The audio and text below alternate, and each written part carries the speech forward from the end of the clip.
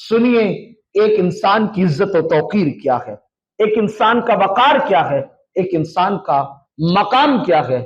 حضور کے صحابی روایت بیان کرتے ہیں، صحابی رسول کا نام حضرت عبداللہ ابن عمر ہے۔ وہ فرماتے ہیں کہ حضور نبی مکرم صلی اللہ علیہ وسلم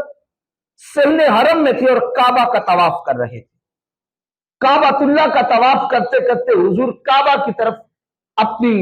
نظر اٹھاتے ہیں اور اٹھا کے فرماتے ہیں، اے کعبہ تو کتنی عزت اور شان والا ہے، اے کعبہ تیرا کیا مقام ہے، اے کعبہ تیری حرمت کتنی عظیم ہے، تو کتنا پاکیزہ ہے، تو کتنی شان والا ہے۔ حضور نے کعبے کی عزت و توقیر کے جملے ارشاد فرمائے اور پھر ساتھ ہی فرماتے ہیں، لیکن اے کعبہ سن، یقیناً تیری عزت ہے، تیری توقیر ہے، تیرا مقام ہے، تو پاکیزہ ہے، تو سب سے حرمت والا ہے، لیکن اللہ کی بارگاہ میں سب سے زیادہ حرمت، عزت اور توقیر جس چیز کی ہے اسے انسان کہتے ہیں۔ گویا تیرا بھی بڑا مقام ہے، لیکن انسان کو بھی اللہ نے بڑا مقام دیا۔ دوسری حدیث حضرت نافع سے ہے، وہ بیان کرتے ہیں حضور کعبۃ اللہ کا طواف کر رہے تھے، کرتے کرتے حضور فرماتے ہیں، کعبہ تو بڑی شان والا ہے، بڑی عزت والا ہے، بڑے مقام والا ہے، لیکن سن، تیری عزت اپنی جگہ، تیرا مقام اپنی جگہ، تیری حرمت اپنی جگہ، لیکن بندہ مومن کی عزت اور حرمت تجھ سے بھی زیادہ ہے، وہ تم سے بھی زیادہ عزت و توقیر والا ہے۔ گویا اگر یہ معاشرہ کعبۃ اللہ کی طرف پیٹ کر کے نہیں چلتا، کیونکہ اس کا احترام ہے، یہ معاشرہ، یہ انسانیت کعبۃ اللہ کی طرف رخ کر کے نماز ادا کرتی ہے، کعبہ کی طرف پیٹھ نہیں کرتی، پاؤں نہیں کرتی، کعبہ کی توقیر کرتی ہے، کعبہ کے نام پہ اشک بار ہوتی ہے، کعبہ کو تک لے تو وجود کے اندر راحت اور قرار کی کیفیت نصیب ہوتی ہے، اور کعبہ کی حرمت کی خاطر یہ انسان اپنی جانیں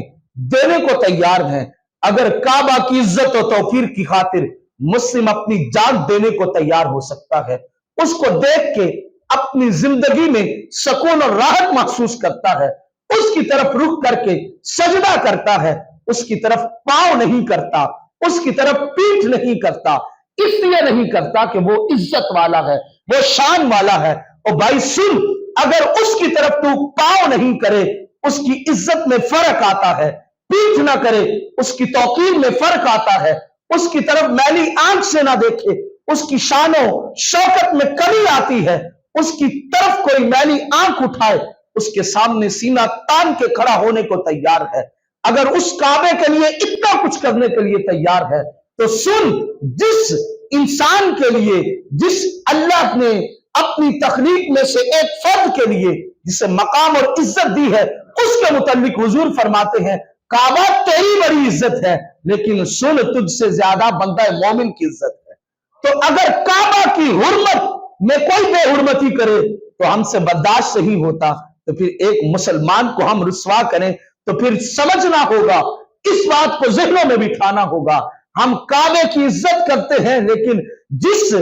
کعبے کے مالک نے، جس کعبے کی عزت و توقیر بتانے والے نے بتائی ہے، اس سے یہ بتایا ہے کعبے کی عزت سے بھی زیادہ ایک بندہ مومن کی عزت ہے۔ گویا انسان کی عزت انسان نہیں کر رہا، اگر عزت کر رہا ہے تو کعبے کی کر رہا ہے، تو پھر سن لے، اگر یہ انسان کی عزت نہیں کرتا تو یہ پھر کعبے کی بھی عزت من سے نہیں کرتا، یہ اوپر اوپر سے کرنے والوں میں شامل ہے۔ اپنے من میں اس بات کو بٹھا لیجئے، جیسے کعبہ عزت و توقیر والا ہے،